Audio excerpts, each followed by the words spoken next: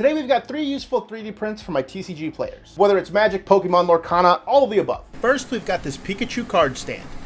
It's super simple and basic. It only took 20 minutes to print, and I get to display the best Pokemon card ever printed.